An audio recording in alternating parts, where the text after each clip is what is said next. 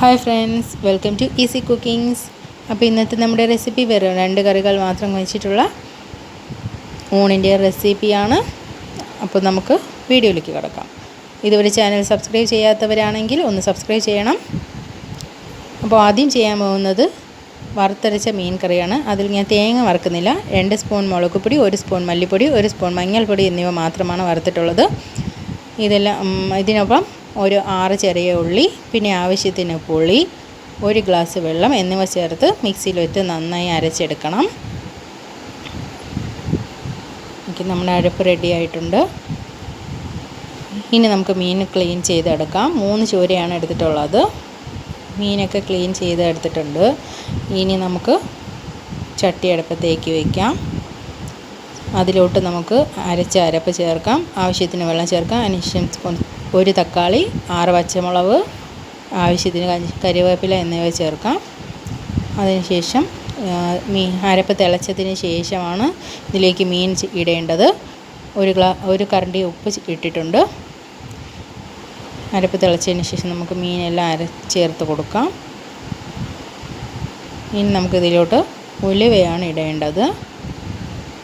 ആവശ്യത്തിന് ഉലുവ ഇട്ടതിന് ശേഷം കുറച്ച് കറിവേപ്പില കൂടെ ഒന്ന് ആഡ് ചെയ്യണം. ഇനി നമുക്കിത് അടച്ച് വെച്ച് വേവിക്കാം.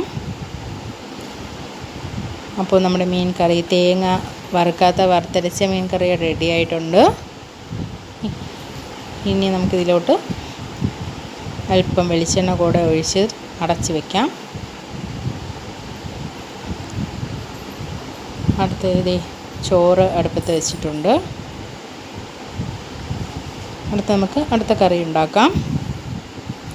അവിയലാണ് ഉണ്ടാക്കാൻ പോകുന്നത്. ആവശ്യത്തിനുള്ള മലക്കറിയൊക്കെ വെജിറ്റബിൾസൊക്കെ നീളത്തിന് അരിഞ്ഞെടുക്കണം. അതിനുശേഷം അരമുറി തേങ്ങ, അതിലോട്ട് കുറച്ച് മഞ്ഞൾപ്പൊടി, ജീരകം, പച്ചമുളക് എന്നിവ ചേർത്ത് അരച്ചെടുക്കാം.